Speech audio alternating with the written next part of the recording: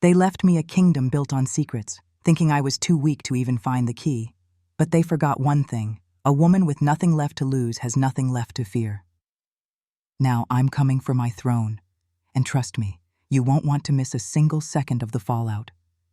Make sure you follow, like, and share this story, because the ending is coming, and you need to hit that notification bell to be the first to see the empire fall. The first step was to become a ghost. Not the kind that rattles chains in an attic, but a modern one, the kind that exists only as a flicker on a screen. I bought a cheap, untraceable burner phone from a 7-Eleven, the kind of phone you see in movies, paid for in cash. Sitting in my car in the parking lot, the plastic still smelling of the factory, I downloaded Instagram. I needed a name, something invisible, something that would blend into the endless scroll of digital life, a name that screamed harmless, forgotten, and utterly irrelevant. Coastal Grandma 70. It was perfect. It sounded like someone who posted blurry photos of sunsets and recipes for lemon meringue pie. It sounded like everything they thought I was. Creating the account felt like a betrayal of the woman I used to be, the one who thought social media was a frivolous waste of time. But that woman was a phantom, a memory. This new woman, this coastal grandma, was a hunter. I didn't follow anyone. I didn't post a single photo. My profile was a blank gray circle. I just searched for one name: Emily Sterling. Her profile was public, of course. Emily's entire life was a performance for a phantom audience. And there it was, the Serenity Crest. It wasn't just a resort. It was a stage for their perfect life. The first photo hit me like a physical blow. Emily, Mark, and my grandson Leo were standing in front of a grand cascading waterfall in the resort lobby. They were all smiling, teeth bright white, eyes crinkling in a pantomime of pure joy. Emily wore a white linen dress that billowed around her knees. Mark had his arm slung possessively around her shoulder, his other hand resting on Leo's head. He looked like the king of a castle he hadn't built, a lord surveying lands he hadn't earned. The caption read, "Finally, a much-needed escape. Serenity. Crest. Family time. Blessed. Blessed." The word twisted in my gut. They were blessed with my inheritance. They were sunning themselves in my kingdom, while I sat in a silent house, a ghost in my own life. I scrolled. Each photo was another turn of the knife. Emily, sipping a mimosa by an infinity pool that seemed to spill directly into the turquoise ocean. The caption, "Paradise Found." Another of Mark and Leo on a jet ski, carving a white wake through the water, their laughter almost audible through the screen. A close-up of their suite, the oceanfront villa, she'd called it. It was a palace of cool whites and blues, with a sprawling private balcony and a bottle of champagne chilling in a silver bucket. My champagne. In my villa. I felt a familiar, cold dread creeping up my spine, the same feeling I used to get when Richard would walk into a room, his mere presence sucking all the air out. For a moment, I wanted to throw the phone against the wall. I wanted to crawl back into the quiet, safe silence of my grief. What was I even doing? This was insane. I was a 70-year-old woman playing spy on her own family. They had already won. They had cast me out, and I had accepted it. But then I saw it. It was a photo of Leo, sitting alone on the beach at dusk. He wasn't smiling. He was staring out at the ocean, a small, solitary figure against the vast expanse of sand and sea. He was building a sandcastle, intricate and beautiful, but the tide was already starting to creep in, licking at its fragile walls. The caption, written by Emily, was nauseatingly cheerful. My little architect, so serious about his work. But underneath it, there was a comment from Leo's own account, an account I didn't even know he had. It was just 5 words. 5 words that changed everything. "Wish you were here, Grandma." The air left my lungs. He saw me. Through all the noise, all the bright, false smiles and curated perfection, he saw that I was missing. He felt my absence. He was the only one. That little boy, with his serious face and his sandcastle doomed by the tide, was my anchor in this storm of betrayal. The heat I'd felt after Emily's phone call returned, no longer a slow burn, but a roaring fire.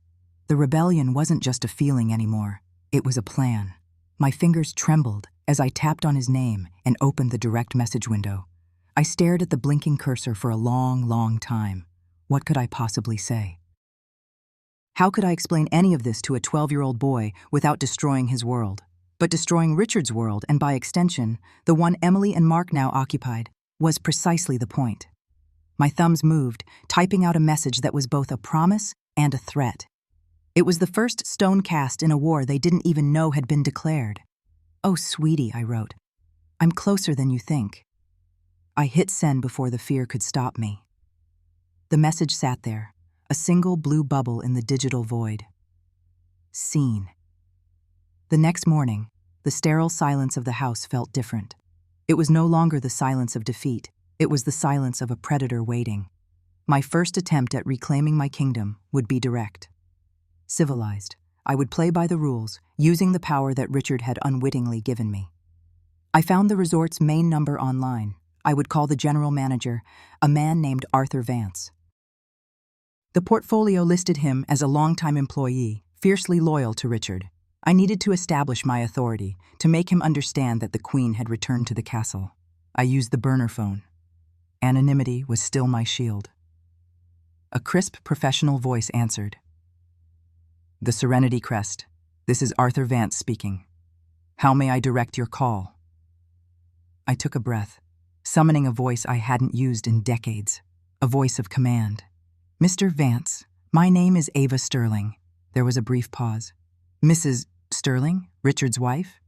His tone was polite, but there was an undercurrent of something, pity, perhaps, the tone one uses for a confused, grieving widow. "The very same," I said, keeping my voice level. "I'm calling to inform you that I am the new owner of Serenity Crest Holdings, LLC.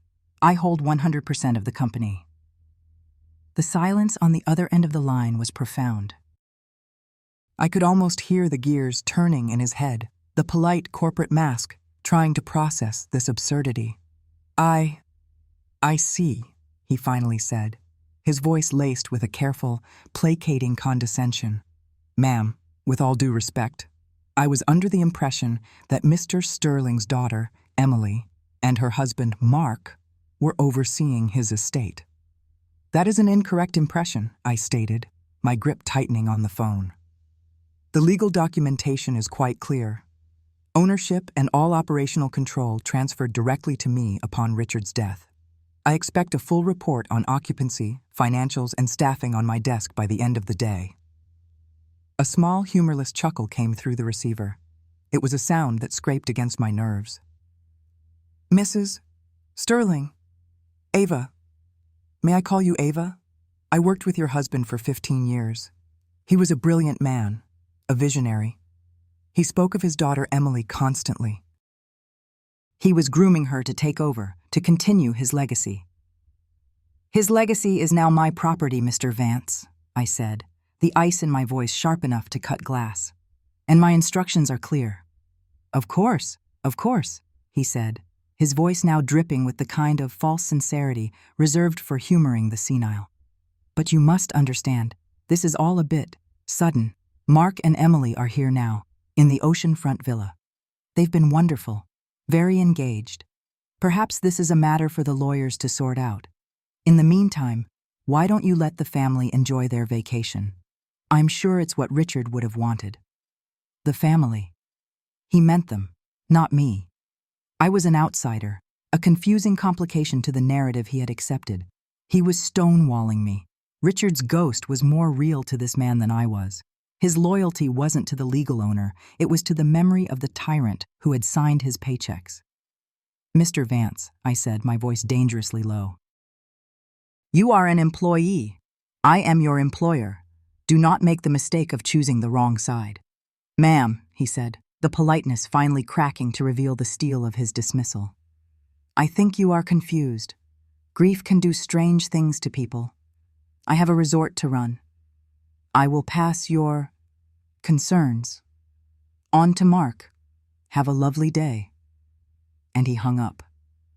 The dial tone buzzed in my ear like an angry insect. I lowered the phone, my hand shaking not with fear but with a white-hot, clarifying rage. He had called me confused. He had dismissed me like a crank caller, a delusional old woman. This was Richard's doing. He had built his world on the foundation of my silence, my invisibility. He had rendered me so thoroughly irrelevant in my own life that even after his death, his power lingered like a poison, turning his loyal lieutenants against me. My legal documents were just paper. They meant nothing against the powerful myth of Richard Sterling and his perfect, hand-picked heir, Emily. The direct approach had failed. The stone wall was higher than I'd thought. I couldn't just knock on the door and ask for the keys. I would have to find a battering ram. I would have to tear the whole damn fortress down. The failure of the phone call sent me back to the one place I had avoided since Richard's death, his study. It was his sanctuary, the heart of his empire and my prison. I had locked the door after the funeral and never looked back. The air inside was stale, thick with the ghost of his cigars and the oppressive scent of old leather and power. The room was dark, paneled in mahogany, dominated by a desk the size of a small boat. It was a mausoleum to his ego. I wasn't sure what I was looking for. More financial papers, a hidden will, some leverage, any leverage, that Arthur Vance couldn't dismiss as the ramblings of a grieving widow. My eyes scanned the shelves, filled with leather-bound books he'd never read, sailing trophies from regattas I was never invited to, and photos of him with smiling, powerful men I didn't know. Everything in the room was a testament to a life from which I had been surgically excluded. I ran my hands over the desk, the polished wood cold beneath my fingers. I opened the drawers. They were meticulously organized, pens in one, stationery in another, financial statements filed in perfect alphabetical order. It was all so clean, so above board. It was the public face of Richard Sterling. But I had been married to him for 40 years.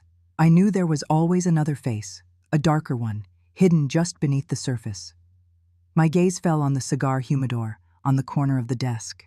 It was a beautiful thing, Spanish cedar and polished rosewood, a gift from a client. Richard had loved it. He'd loved the ritual of it, the selection of a cigar, the careful cut, the slow, deliberate puffs of smoke. He often retreated here with it after a business victory, cloaking himself in a haze of smug satisfaction. I never touched it. I hated the smell. On a whim, driven by an instinct I couldn't explain, I lifted the heavy lid. Inside, nestled among a neat row of thick, dark cohibas, was something that didn't belong. It wasn't a cigar, it was a book, a small, black, leather-bound ledger, no bigger than my hand, with no title or markings on the cover. It was completely plain, utterly anonymous. My heart began to pound a slow, heavy rhythm against my ribs. This was it. This was the secret face of Richard Sterling. I took the book and sat in his enormous leather chair. It swallowed me whole, the leather sighing under my weight as if in protest. The room was silent, the only sound the frantic beating of my own heart. With trembling fingers, I opened the ledger. The first page was not filled with numbers or accounts. It was filled with Richard's precise, razor-sharp handwriting. The entry was dated 10 years prior. It was a name, a prominent local judge, followed by a series of dates and notations.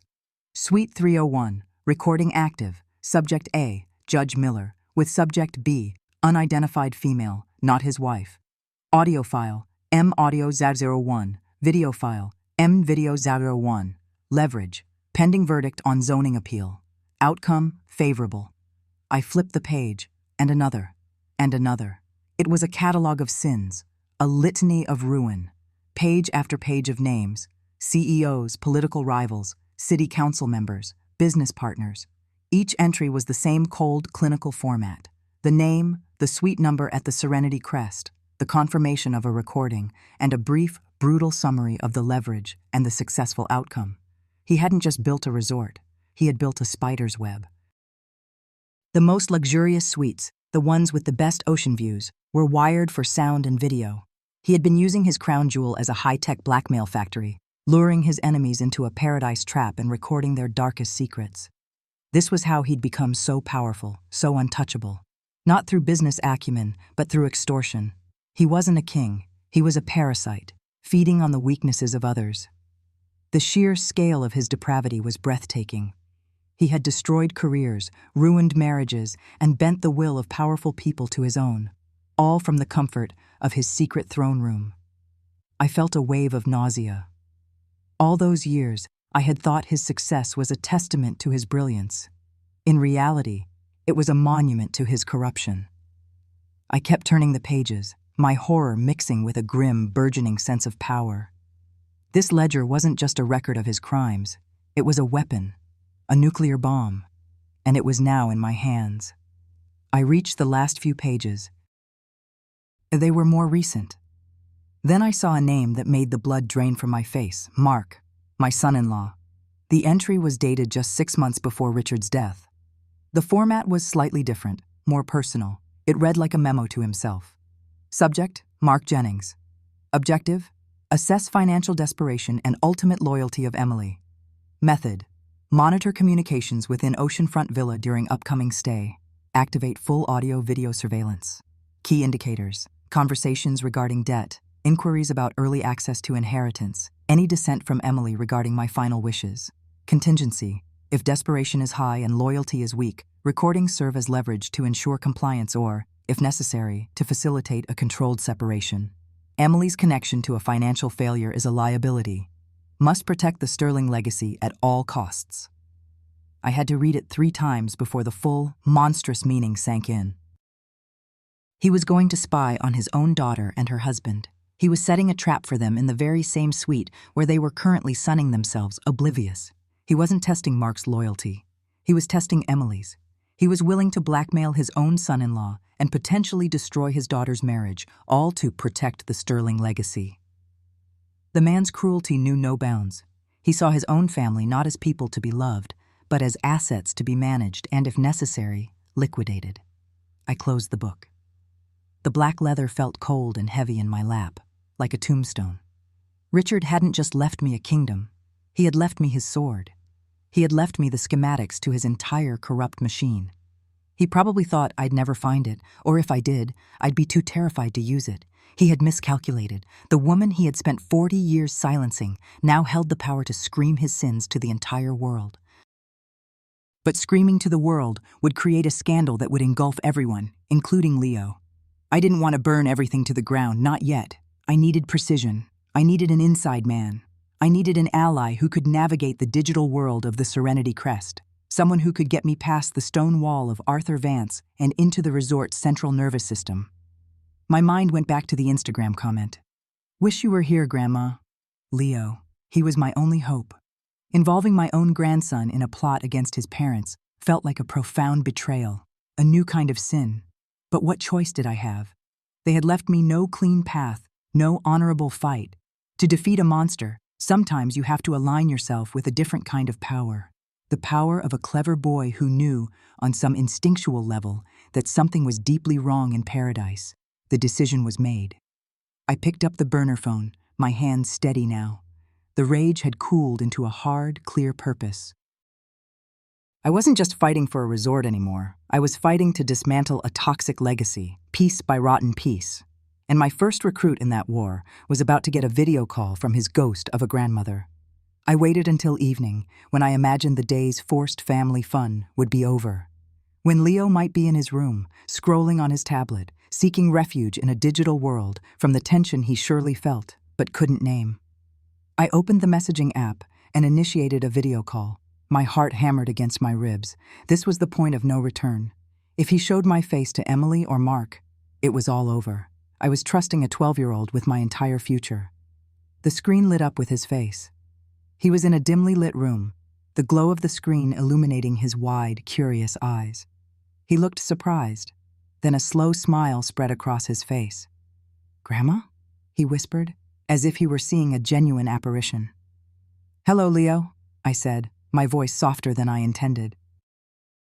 Seeing his face, so young and innocent, I felt a pang of guilt so sharp it almost made me end the call. "Where are you? Your message was so weird," he said, his eyes darting towards the door of his room. "I'm somewhere safe," I said carefully. "Leo, I need to talk to you about something very important, and you cannot, under any circumstances, tell your parents we are speaking. Can you promise me that?" He nodded, his expression turning serious. He was a smart boy. He understood secrets. "I promise. Is everything okay? Mom said you were not feeling well." The euphemism hung in the air. Not feeling well. Unstable. Confused. They were already laying the groundwork, painting me as a dotty old woman to their own son. The thought hardened my resolve. I'm feeling clearer than I have in a very long time, sweetheart. But your parents, they are not being honest with you, or with me. I watched his face, saw the flicker of confusion and a deeper, older knowing. He had sensed it. What do you mean? This was the moment. I had to choose my words perfectly. Leo, this resort, the Serenity Crest, it doesn't belong to your parents. It belongs to me. He stared at me, his mouth slightly agape. What? No, Dad said Grandpa left it to Mom. He said it was our legacy. Your grandfather left it to me, I repeated, holding his gaze through the screen. 100% of it. The house in Naples, the resort, everything.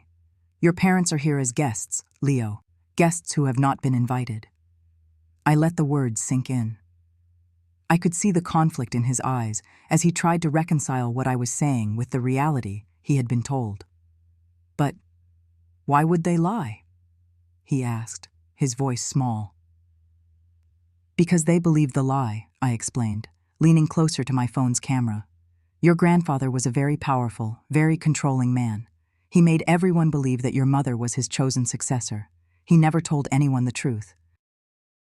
And now, your parents are trying to take what is mine because they don't believe I am strong enough to stop them. I saw the shift in his eyes. The mention of his grandfather, the man he already knew was bad, was the key.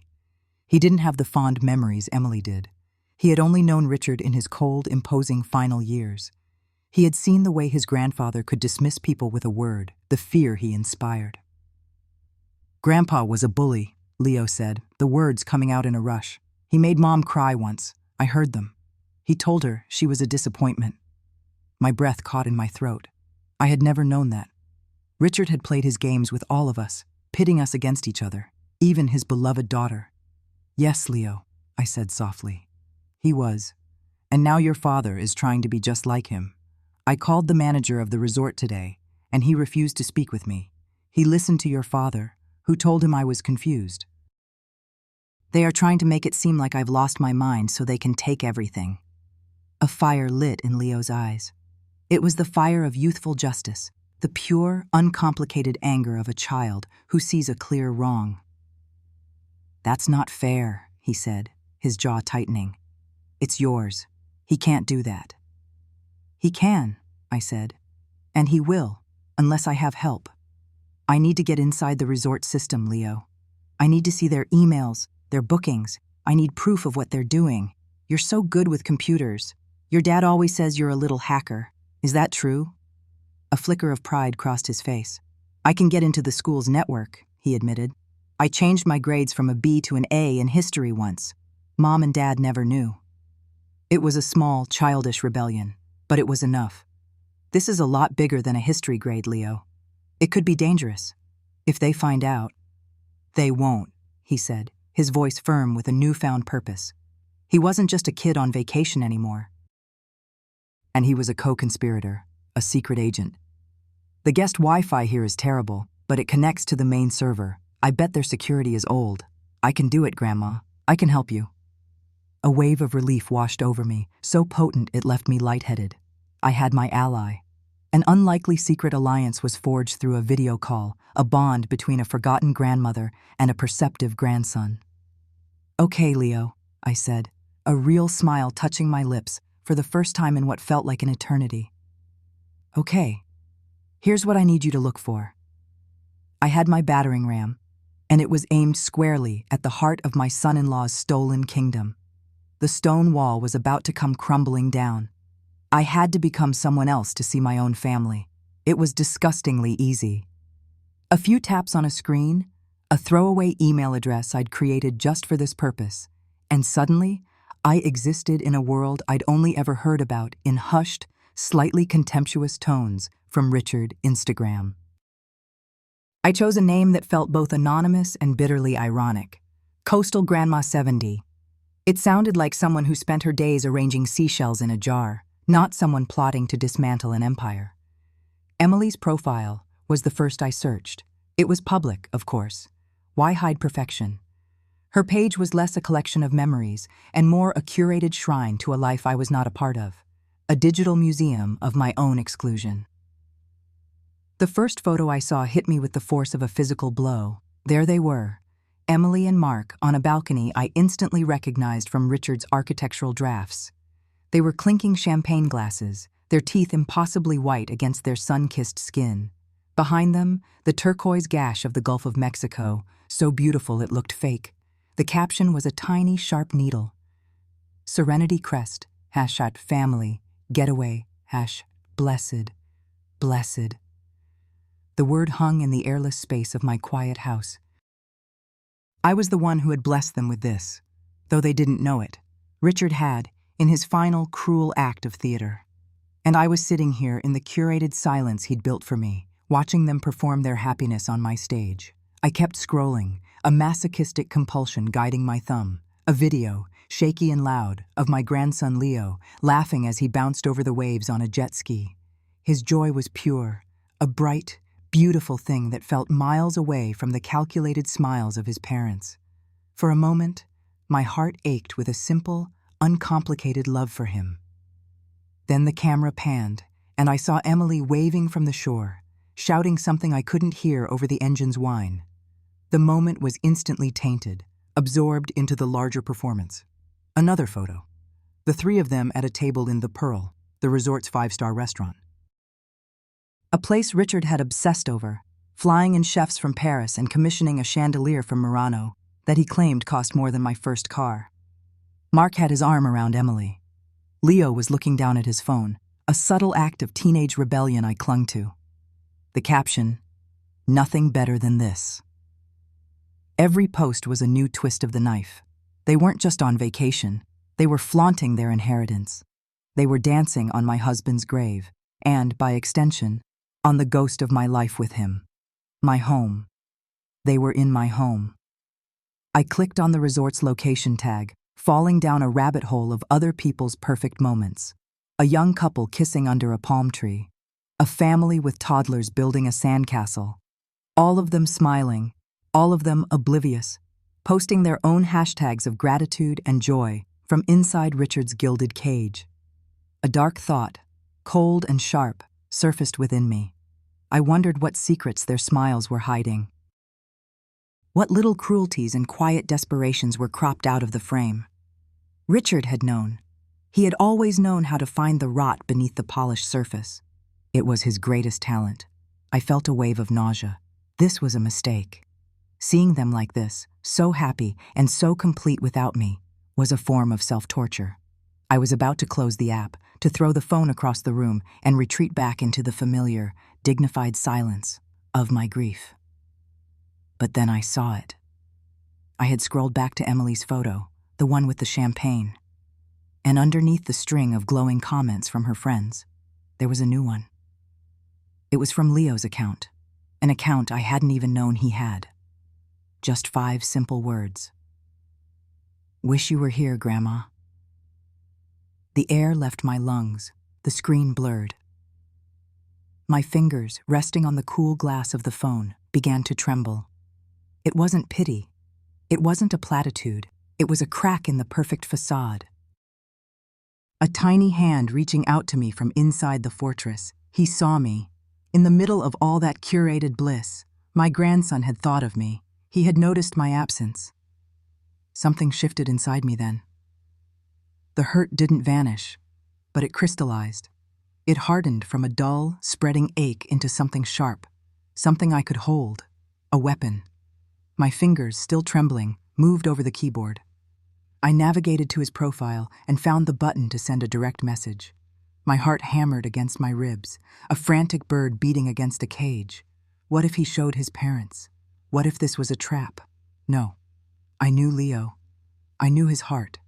This was a risk, but it was the first real choice I had made in days, maybe in years.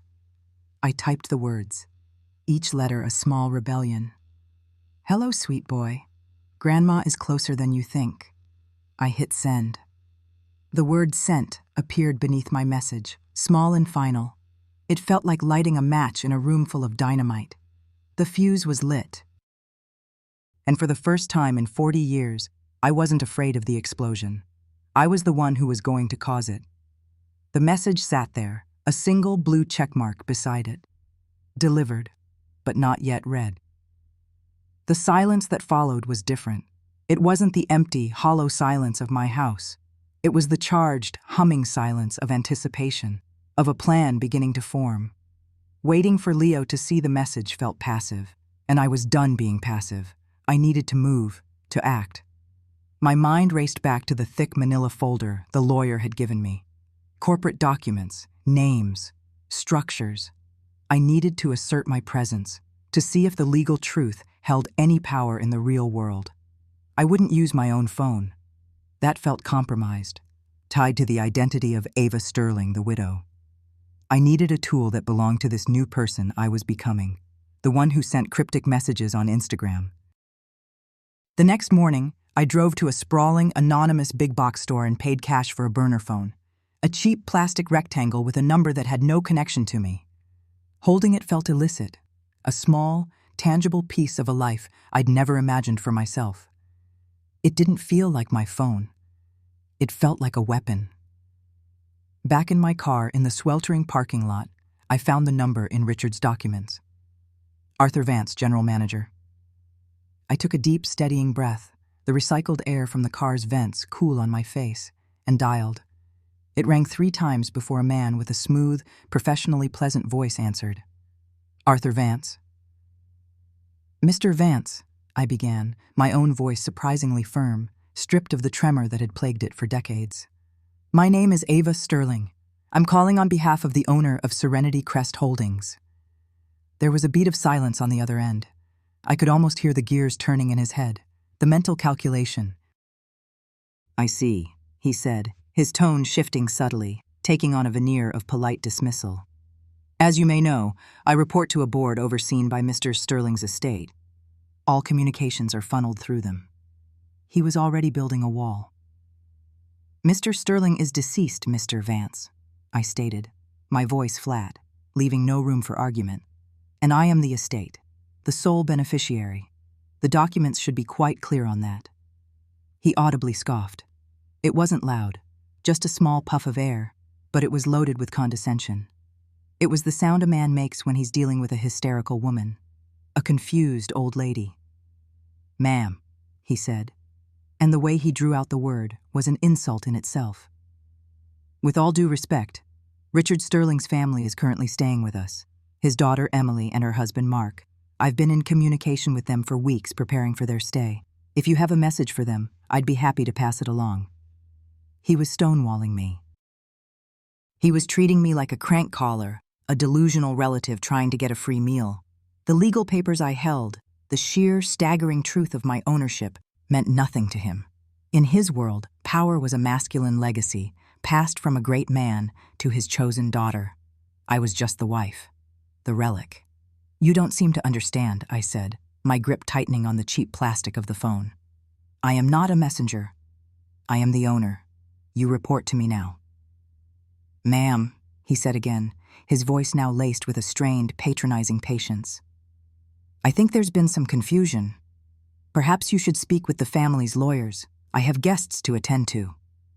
And before I could say another word, the line went dead.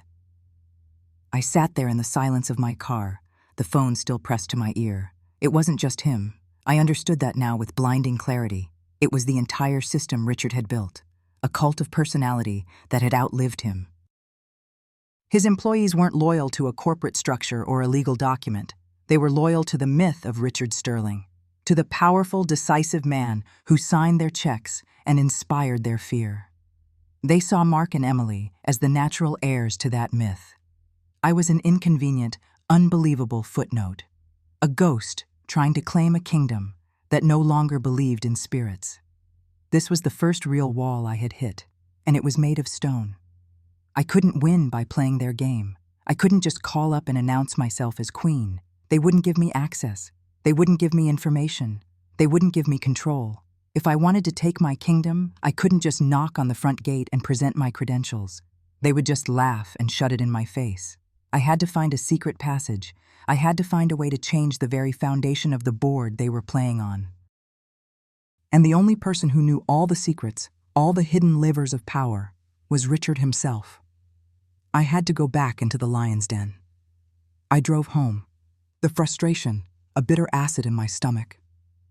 The burner phone felt useless on the passenger seat beside me. A failed weapon. I stormed into the house, my heels clicking on the marble floor like angry punctuation marks. I went straight to his study. The room was a mausoleum. It smelled of his cigars, a scent so deeply embedded in the leather and wood that I knew it would never leave. It was immaculate, a testament to a man who demanded order in all things. But I knew Richard. I knew his obsession with layers, with hidden compartments, with secrets tucked away beneath a veneer of respectability. He had been a man of false bottoms, both literally and figuratively. I tore through it again, my search no longer polite or hesitant. I pulled books from shelves, ran my hands along the carved wood of the desk, tapped on panels.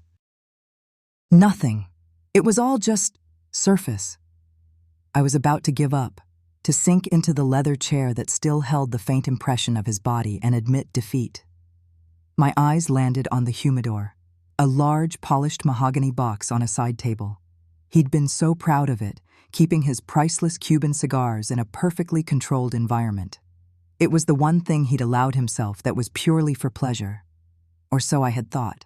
I opened it. The rich, earthy smell of tobacco filled the air. I ran my fingers along the cedar lining, just as I had seen him do 1,000 times. And then I felt it. A slight unevenness in the wood at the back. A seam that wasn't quite perfect. My nails dug into the tiny groove and I pulled. A section of the floor of the humidor lifted away with a soft click. A false bottom. And nestled in the dark space beneath, lying on a bed of black velvet, was not another row of cigars. It was a book. A small black leather-bound book with no title, no markings. It felt cold to the touch. I sat down in his chair, the book in my lap. It felt heavy, far heavier than its size suggested. I opened it. The pages were filled with his handwriting, the same precise, elegant, cruel script I'd seen on household ledgers and birthday cards. But this was no financial record. There were no numbers, no stock tickers, no profit and loss statements. This was something else entirely. It was a list. A list of names, dates, and room numbers, all at the Serenity Crest. My blood began to run cold. I read the first entry. Senator K. Suite 301. Dates: March 12, 14. Subject: Affair with legislative aid. Note: Subject is married, publicly pro-family values. Method: concealed camera in smoke detector, microphone in lamp. Result: video and audio secured. Leverage: favorable vote on zoning variance for Naples expansion. I remembered Senator K. A man Richard had publicly lauded as a pillar of the community. A man he had hosted for fundraisers right here in this house. My stomach churned. I flipped the page. CEOT, Villa 7. Dates: May 5. Subject: Insider trading discussion with hedge fund manager. Note: SEC investigation ongoing. TSA is a primary target. Method: audio recording via resort-issued tablet. Result: clean audio file of incriminating conversation. Leverage: forced resignation and transfer of board seat to RS nominee. It went on and on. Page after page of human frailty, cataloged with the dispassionate precision of an entomologist pinning butterflies to a board. Politicians, business rivals, celebrities, even foreign dignitaries. The Serenity Crest wasn't a resort. It was a Venus flytrap. Richard hadn't built a haven of luxury. He had constructed the most sophisticated and elegant blackmail operation in the world. He would gift these opulent stays to his rivals, his enemies, anyone he wanted to influence or control. He would lull them with champagne and sunsets, and then, in the privacy of their $1,000,000 suites, he would record their deepest secrets, their infidelities, their crimes, their private confessions. He would ruin them, not with a public spectacle, but with a quiet phone call, a shared file. This book, this devil's ledger, was the true source of his power. It was how he'd built his empire, not with brilliance, but with filth. I felt a dizzying sense of vertigo, the whole world shifting on its axis. 40 years. I had lived with this man for 40 years, and I had never known the true nature of the monster sleeping beside me. I had thought his cruelty was reserved for me, a private, domestic affair. But it was his profession. My hands were shaking so badly I could barely turn the last page. My eyes scanned down to the final entry, dated only a few months before his death. The names written there made my heart stop. Mark Emily Sterling, Oceanfront Villa, status, scheduled, objective, test run of new optical and audio equipment in villas. Secondary objective, observe Mark's financial desperation firsthand, assess Emily's loyalty under pressure, determine threshold for control. The book slipped from my fingers and fell to the floor with a soft thud. He was going to do it to them, to his own daughter. The perfect, beloved Emily he had paraded around like a trophy. He didn't trust her. He didn't love her unconditionally. He saw her, and the man she married, as just another project, another set of variables to be monitored, assessed, and controlled. He was planning to blackmail his own son-in-law, to test his own daughter's loyalty as if she were a lab rat. The resort wasn't a gift to them. It was a trap he was setting for them. And his death was the only thing that had stopped him from springing it. The last vestiges of my grief for him burned away in that moment, replaced by a cold, hard rage. This wasn't just about a house or a resort anymore. It was about his entire legacy, a legacy of poison, of manipulation, of rot masquerading as success. And he had tried to pass it on, not just to me, but through me, to the rest of the family. I picked up the book. This wasn't just evidence. This was the weapon, a weapon of mass destruction. But a weapon is useless if you don't know how to aim it. And for that, I needed an operative on the inside. My thoughts went immediately to Leo. My fingers were steady now as I picked up the burner phone. The little blue check mark on my message to Leo had been joined by a second, read. A moment later, 3 dots appeared, pulsing. He was typing. My breath caught in my throat. I couldn't tell him about this ledger. Not yet. It was too dark, too corrupt. But I could tell him enough. I had to trust him. My phone buzzed, not with a text, but with an incoming call, a video call. The username was a string of random letters and numbers, something unidentifiable. I answered. The screen flickered to life, and there was Leo's face, pale and strained in the stark fluorescent glow of a bathroom. The white tiles behind him were sterile and impersonal. He was hiding. "Grandma?" he whispered, his voice tight with anxiety. "What's going on?" "Your message. It scared me." I took a deep breath, marshaling my thoughts.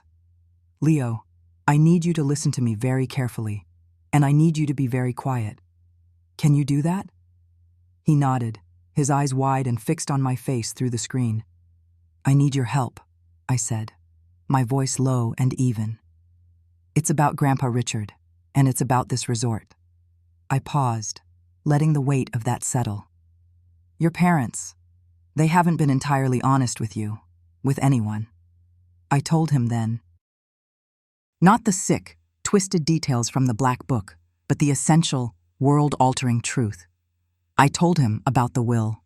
I told him that Serenity Crest, the ground he was standing on, the suite he was sleeping in, the champagne his parents were drinking, all of it belonged to me.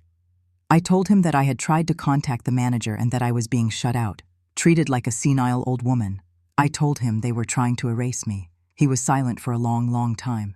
I could see the war playing out across his young face, the confusion, the disbelief, the loyalty he felt to his parents, clashing with the deep, instinctual love he had for me. He was processing the impossible, trying to reconcile the image of his powerful, successful parents with the woman on the screen, telling him they were liars. Finally, he spoke, his voice barely a whisper. "He was a bad man, wasn't he?" he asked, his eyes searching mine. "Grandpa." It wasn't a question that needed an answer. He already knew. He had felt it, just as I had. The coldness beneath the charm, the unspoken rules, the oppressive weight of his legacy. In that moment, I knew I had an ally. He saw the truth. "What do you need me to do?" he asked, and his voice was different. The fear was gone, replaced by a quiet, firm resolve that was so much older than his years. This was it, the moment to deploy my plan. "You're all using the resort's Wi-Fi, aren't you?" I began, choosing my words carefully. "The network that connects everything, the reservations, the room keys, the internal staff communications. Is there a way?" A small, grim smile touched Leo's lips. The fear in his eyes had been replaced by a spark of something else. A flicker of his grandfather's intelligence, but tempered by a righteousness that was all his own. To get access to the resort's internal network. To snoop around in their emails and files? He leaned closer to his phone's camera, his voice dropping to a conspiratorial whisper. "For my favorite grandma, who happens to be a secret billionaire. Yeah," he said, the smile widening slightly. "I think I can manage that. My quiet, gentle grandson. The boy who loved video games and shied away from confrontation. He had Richard's mind, that sharp, analytical intelligence. But he had my heart, the one Richard had tried so hard to crush. He was my unlikely, perfect accomplice. He was my secret weapon. Leo was better than just good. He was a scalpel. I was sitting at Richard's old desk, the polished mahogany cool beneath my forearms, when my phone chimed. It wasn't the cheerful trill I'd set for most notifications. It was a single discrete ping. Leo's signal. A secure link opened to a folder containing a series of screenshots. Internal resort emails. The chain started less than an hour after my call to Arthur Vance. His email to Mark was titled, "Odd Call." The text was dismissive, almost patronizing. "Mark, FYI, just had a call from some confused old woman claiming to be your mother-in-law. A Mrs. Sterling. Said she was the new owner. Seemed quite addled. Thought you should know." My breath caught. Addled. The word was a slap. I read Mark's reply, sent just minutes later. It was typed in the cold, efficient language of a man sealing a tomb. "Arthur, thank you for the heads up. My mother-in-law is not mentally sound. She has been struggling since my father-in-law's passing. Emily and I are handling her affairs. Please ignore any further contact from her and instruct your staff to do the same. We will deal with it." Deal with it. The phrase echoed in the silent room. They weren't just leaving me out of their vacation. They were actively building a cage around me, bar by digital bar. They were pathologizing my existence, recasting me from a grieving widow into a senile burden to be managed. It was a strategy of erasure, a quiet, polite assassination of my identity. For a moment, the old Ava, the one who would have folded under the weight of such a casual, brutal dismissal, surfaced. She wanted to shrink, to apologize for being a nuisance, to accept their version of reality. But the woman holding the phone now was different. She was the woman who had opened Richard's files. She was the woman who knew what was hidden in the walls of Serenity Crest. My grief, which they saw as a weakness, a symptom of my failing mental state, was hardening into something else entirely.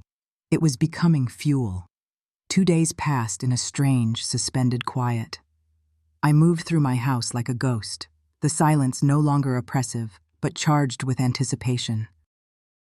I was waiting for the other shoe to drop, and when it did, it arrived with the thud of a thick manila envelope delivered by a grim-faced courier who needed my signature.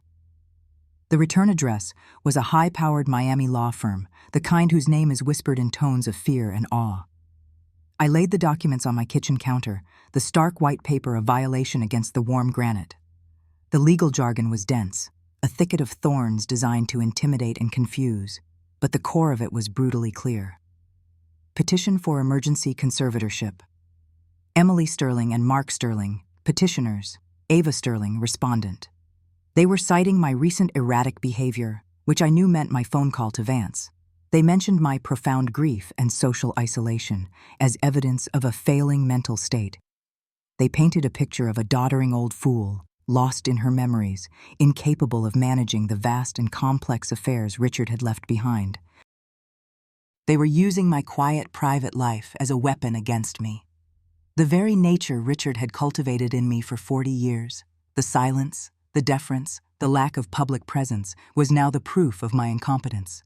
It was a declaration of war, A war they had started under the assumption they were fighting a fragile old woman who would shatter at the first legal salvo. They pictured me weeping into my tea, confused and frightened, ready to sign anything just to make it stop. They saw the little bird Richard had kept in a gilded cage. They had no idea I was sitting in the armory. They had no idea I was holding the detonator to a bomb that could vaporize their entire gilded world. The legal papers sat there, a monument to my family's betrayal. I didn't move them.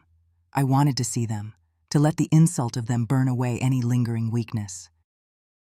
My new lawyer, a woman named Isabel Rojas, whom my old family attorney had recommended with the words, "She's a shark," was as sharp as her reputation. Her voice over the phone was clipped, precise, and devoid of false sympathy. "Their case is built on sand, Ava," she said after reviewing the petition I'd scanned and sent her. "They have no medical evaluations, no history of financial mismanagement, nothing but hearsay and a daughter's concern. It's a classic asset grab, but that doesn't mean it won't be ugly. They'll drag you through the mud. They'll subpoena your friends, your records. They will try to humiliate you into submission." "They've already tried," I said, my voice steady. "Good," Isabel replied. "Then you know what you're in for. We'll file our opposition tomorrow. We fight." We hung up, and the house was silent again. That night, sleep was a distant country I couldn't reach. I found myself opening my laptop, navigating to the private Finobi account Leo had shared with me. He'd said it was just for family and close friends, a place away from the curated perfection of his public profiles. And there it was, a photo posted just yesterday. Emily, Mark, and Leo, huddled together around a bonfire on the resort's beach. The flames cast a warm, flickering glow on their faces. Mark had his arm around Emily, who was leaning into him, her face alight with a smile I hadn't seen directed at me in years. And in the middle was Leo. His smile wasn't for a camera. It was genuine, unforced, the pure, uncomplicated happiness of a teenage boy on vacation with the two people he loved most in the world. He was oblivious. He was innocent. My breath hitched. The carefully constructed walls of my resolve began to crumble, sandcastles against a rising tide. I wasn't just fighting Emily and Mark. I was about to obliterate the world that produced that smile on my grandson's face. My plan wasn't a neat, surgical strike. It was a dirty bomb, and the fallout would poison everyone, including him. This wasn't just vengeance anymore. It felt like cruelty. The guilt was a physical presence, a heavy stone settling in my chest, making it hard to breathe. Was this justice? Or was I becoming a monster to fight the monsters they had become? My hand hovered over the phone. I could call Isabel. I could tell her to stop everything. Let them have it. Let them have the money, the resort, the inheritance. What was it worth if the price was Leo's happiness? Let them call me crazy. Let them lock me away in this quiet house. Maybe it was better than becoming the architect of my own family's ruin. Then, I closed my eyes, and a different memory rose, unbidden. It wasn't a sun-drenched beach. It was the suffocating darkness of my own garage, years ago. I'd disagreed with Richard about something trivial, the color he wanted to paint the dining room, in front of dinner guests. Later that night, he had followed me out to the car, his voice a low, terrifying whisper. He hadn't shouted. He hadn't touched me. He'd simply stood in the doorway, blocking the light, and told me how deeply I had embarrassed him, how my opinion was worthless, how my very presence was a testament to his poor judgment in a wife. I had ended up sitting on the cold concrete floor, hidden between the cars, gasping for air that felt like it wasn't mine to breathe. I remembered the smell of gasoline and his expensive cologne, a scent that for years afterward would make my stomach clench. And another memory surfaced, sharp and clear as the legal papers on my counter. A notation I'd seen in Richard's black ledger, next to a series of diagrams and astronomical construction costs for a part of the resort I didn't recognize. He'd named it the Legacy Wing. The name itself was a monument to his ego. This wasn't just about me anymore. It wasn't about the money or the insult.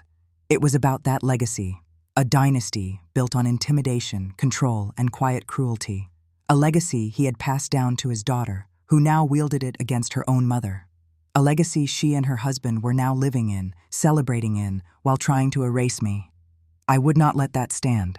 I would not let them build their future on the foundations of my silent suffering. This wasn't just my fight. It was a demolition. I opened my eyes.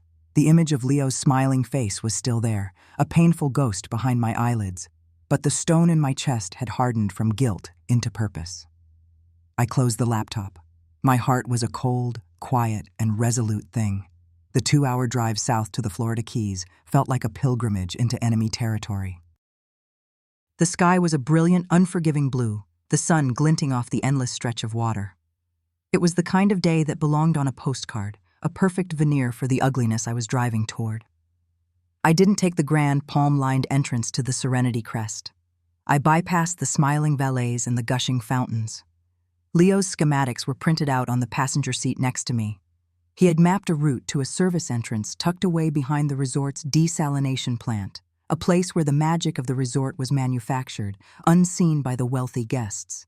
The emergency lockbox was right where he said it would be, partially hidden by an overgrown bougainvillea.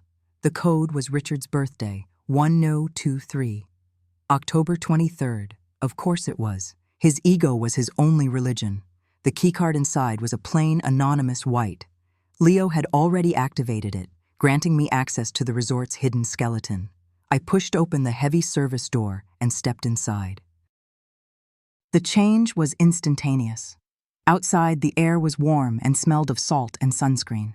In here, it was cold, sterile, and silent, save for the low, constant hum of machinery somewhere deep in the building's guts. The public face of Serenity Crest was all breezy, sun-drenched luxury. This was the cold, hard machinery that made it possible. I followed the schematic through a maze of concrete corridors, past laundry facilities and staff locker rooms, until I reached a solid steel door marked only with a small brass plaque that read, "Private." I held my breath and swiped the card. The lock clicked, a sound that seemed impossibly loud in the silence. The door swung inward, revealing not a wing of the resort, but a vault. It was a long, hushed corridor, carpeted in a deep charcoal gray that absorbed all sound. The lighting was low, coming from recessed fixtures that cast pools of light onto the walls. And on those walls hung what at first glance appeared to be large-scale abstract art. But as I walked slowly down the corridor, I realized they weren't abstract at all. My blood ran cold. Each piece was a monument, a tombstone. They were subtle, symbolic representations of a person's ruin. One was a sculpture of a judge's gavel, exquisitely carved from marble, but fractured down the middle, a tiny, perfect crack running through it. Another was a large canvas, painted with what looked like a stock ticker, the green arrow of a soaring company suddenly plummeting into a splash of visceral, blood-red paint. There was a collage made of shredded legal documents and wedding photos, a diptych showing a pristine suburban house on one side, and the same house, blackened and burnt, on the other. Each one was a trophy. Each one was a life Richard had destroyed to get what he wanted. At the very end of the hall, like the high altar in this cathedral of corruption, was a single, heavy oak door. The curator's office, the schematic had labeled it. My keycard worked here too.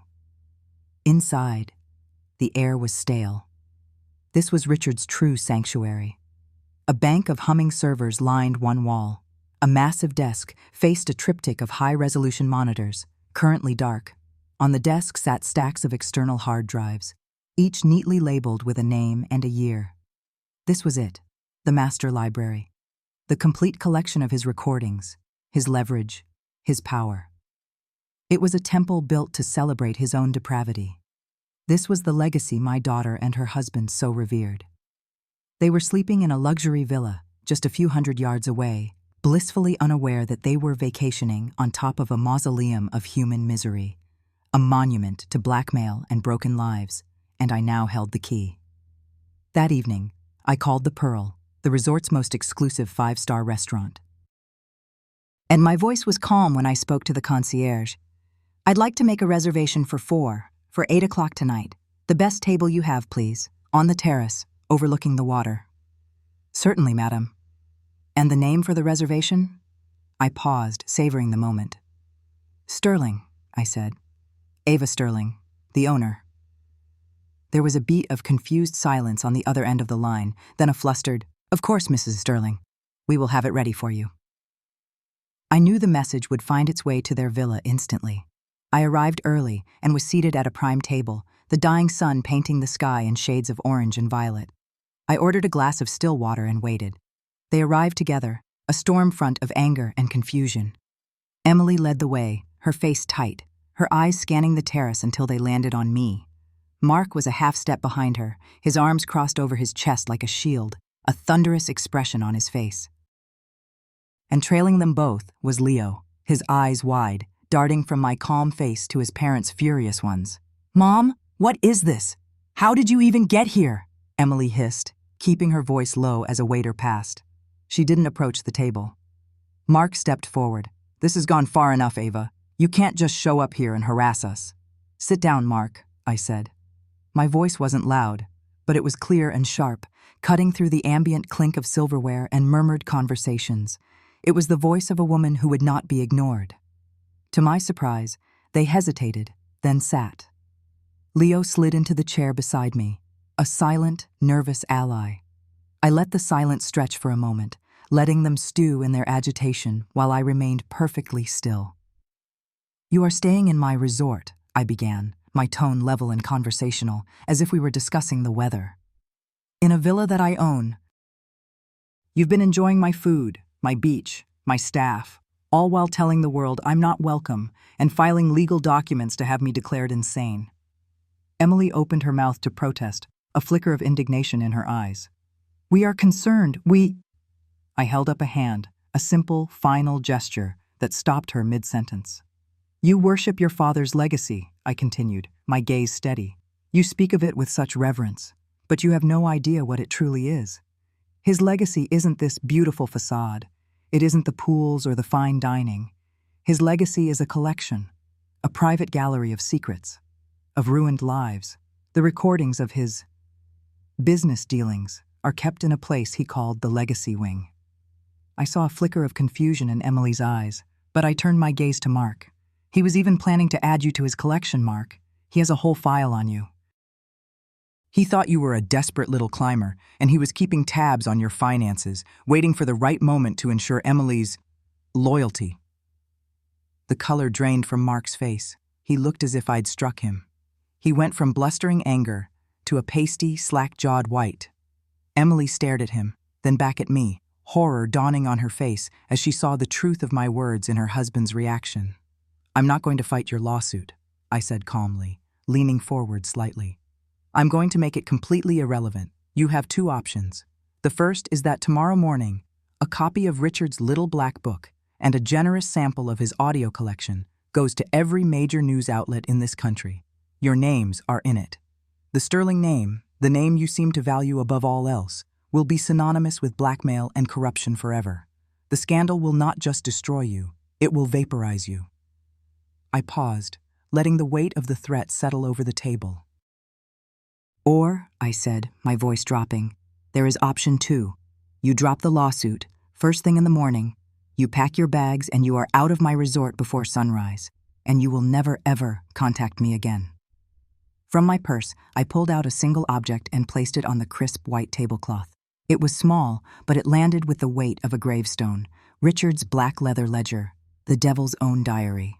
I gave it a gentle push, and it slid across the smooth table, stopping directly in front of Mark. Checkmate.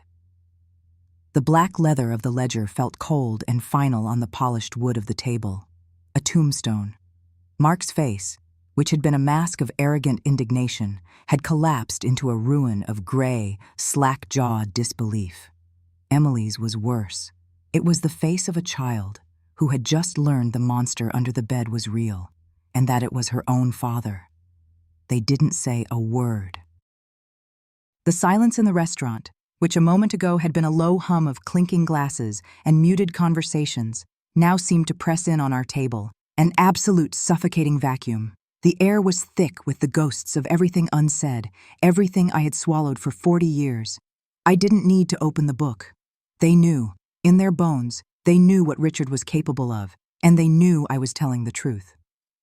The threat wasn't in the pages themselves, but in the fact that I possessed them, that I had read them, that I, the quiet, docile, invisible Ava, was now the keeper of all their secrets, including the one Richard had planned for them.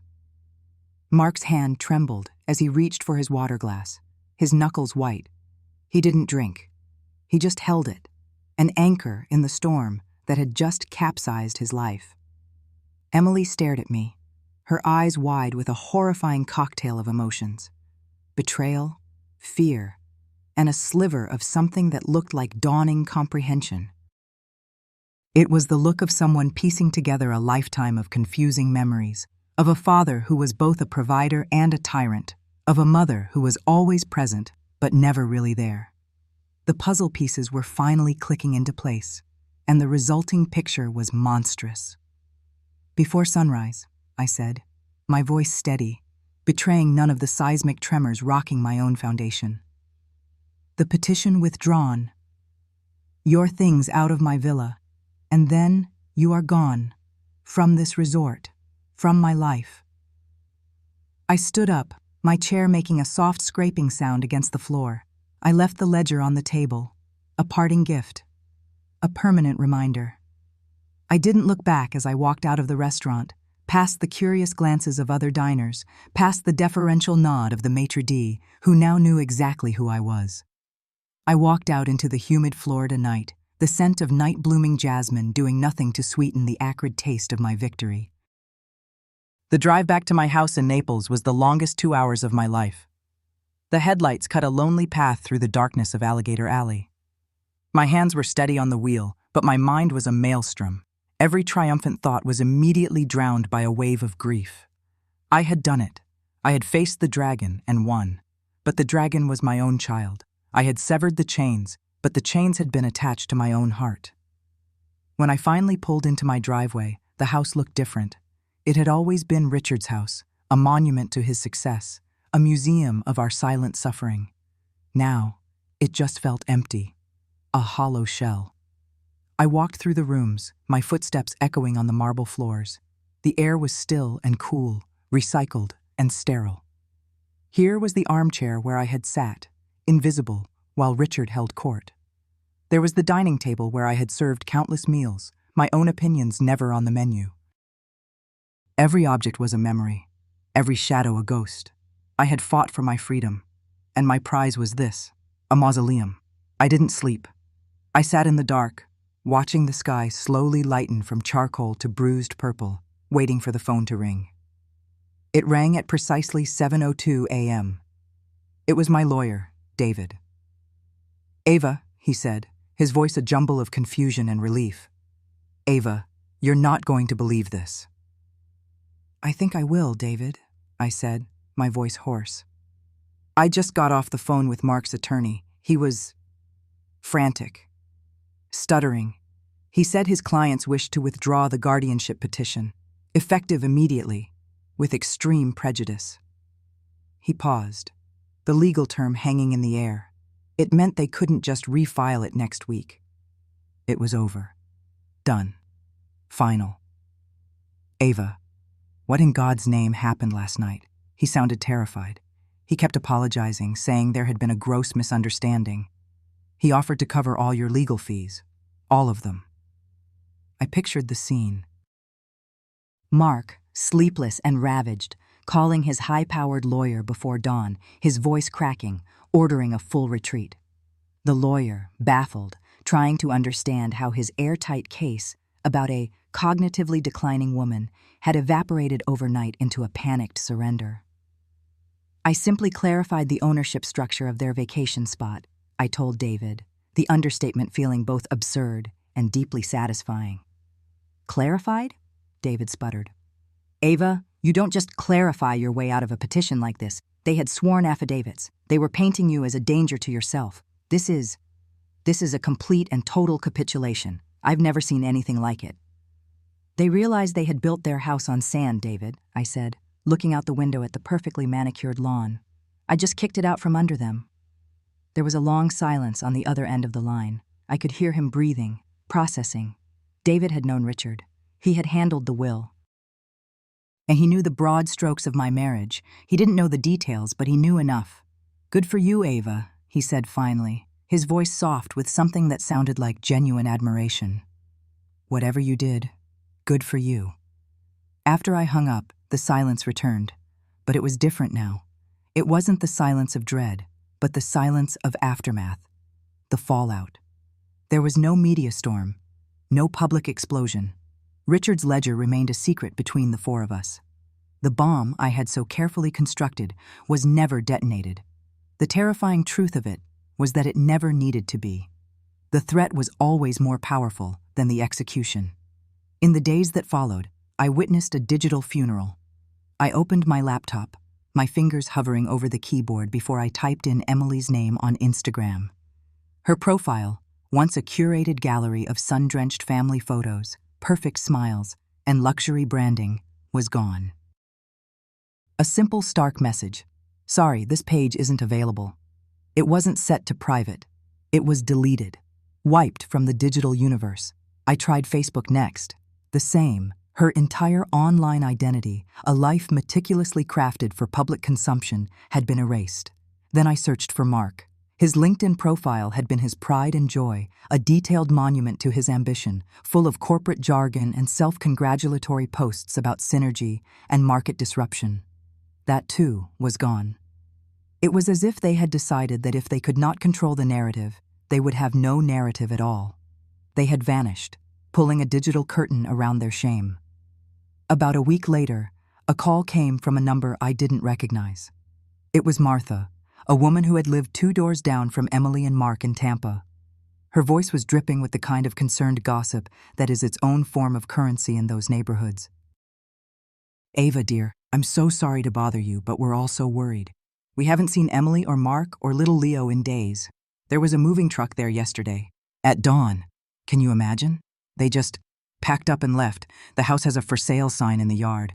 It was all so sudden. Is everything all right? I listened, my hand gripping the phone. I murmured something non-committal about them wanting a change of scenery, a new opportunity out west. I could hear the disappointment in Martha's voice that I wasn't providing more grist for the rumor mill. But the facts were clear. They had sold their house in a hurry, likely for less than it was worth. They had fled. Weighed down by the sudden collapse of Mark's financial world, which I now understood was likely propped up by loans he had taken against the promise of a future inheritance he would never receive. They were running from the shame, from the debt, from the ghost of a man who had promised them a kingdom and the woman who had burned it down. The family, that hollow, brittle structure I had served for my entire adult life, had simply ceased to exist. It had been a mirage all along, and I had been the one to walk through it, proving there was nothing there. And in the silent, empty rooms of my perfect house, I felt no triumph. There was no surge of victory, no sweet taste of revenge. There was only a profound, aching emptiness, a hollowness that echoed the empty rooms around me. I had won. I had stared into the abyss of my past and refused to blink. I had performed the surgery myself, cutting out the cancer that had been slowly killing me for 40 years. But the surgery had taken everything. My daughter, my grandson's childhood, the very idea of family itself. There was nothing left but scar tissue and silence. I couldn't stay in that house any longer. It was Richard's tomb, and I refused to be its caretaker. The next morning I packed a single bag, got in my car, and drove back to the Serenity Crest. This time, I didn't use the fake name or the visitor's pass. I used the master keycard Leo had helped me secure, the one that identified me not as a guest, but as the owner. The feeling of that card unlocking the door to the main office was the first tremor of a new kind of power. My first official act was not to review financial statements or meet the staff. It was an act of demolition. I hired a certified data destruction and industrial disposal company from Miami. A team of grim-faced professionals in gray jumpsuits arrived with shredders, degaussers, and portable incinerators. I led them down the hidden service corridor, my footsteps sure and steady, to the legacy wing. I stood by the door and watched them work. They dismantled the servers first, the hard drives pulled out like corrupted organs. They were run through a degausser, a machine that emitted a powerful magnetic field, erasing every byte of Richard's depraved recordings. Then, the drives were fed into a shredder that chewed them into metallic confetti. There was no ceremony. It was loud, mechanical, and beautifully final. They moved on to the art, the abstract sculptures that represented the lives Richard had ruined. They were broken down with sledgehammers and crowbars, reduced to piles of twisted metal and shattered plaster. The paintings were sliced from their frames. Everything, the shredded drives, the broken art, the files, the furniture, Richard's desk, his chair, the very essence of his malevolence, was loaded into a mobile incinerator parked in the service bay. I stood and watched the black smoke curl into the clear blue sky until there was nothing left but a pile of sterile ash. I would not become Richard. I would not wield his power or sit on his throne of secrets. His legacy was poison, and I was the antidote.